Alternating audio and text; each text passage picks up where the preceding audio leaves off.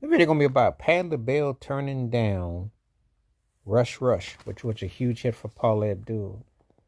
Um, the funny story about Rush Rush. Wow, where do I start? So this band called the Family Stand who had a song called Get to Heaven, who had a big hit. Allegedly was the ones who wrote the song, even though my ears tell me that it was ghost written by Prince. I just have always thought that the synth patch and the tone and the rush, rush, hurry, love will come to me sounded like Prince to me. Especially from a slow jam. I want to feel you. The way she sung it with that kind of urgency and that toyness put me in the frame of mind of Prince. To me, that sounded like a song long time ago. True story. I had somebody call uh, an ex of mine, talk to her on the phone, said they were from Minneapolis, and Mitch said that on the phone, talk about the eeriness of it.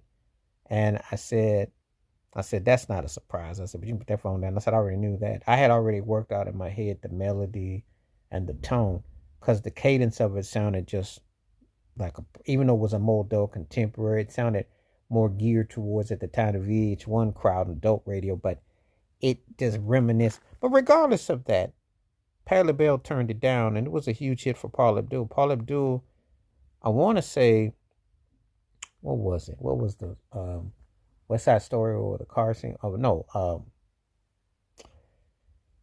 the one I'm trying to think of the James Dean movie. But anyway, they was using the race car scene. Anyway, I think Johnny Depp was in the video. It's a long time ago. This was way back when. You know I'm going back in a time warp when I'm using Paula Abdul in a hit song because that's been a lifetime ago.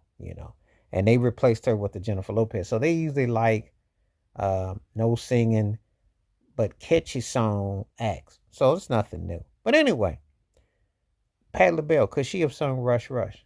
Yeah, I think she could have pulled it off. But I think it probably kind of came across kind of generic for her. She probably thought of it as small fry. And I get it because it didn't really, it just seemed like one of those ordinary songs that you just kind of sing and go through the motions with. So I could understand her not really gravitating towards it, not really feeling like that's going to be a song that's going to make me a hit maker. Now, there are other songs she's turned down, and I will cover some more of those in future episodes. But in this one, Rush Rush, which was, um, you know, interesting to say the least. It's the tone, it's the feel of it. And it was probably, I know Promise of a New Day, probably was the last big hit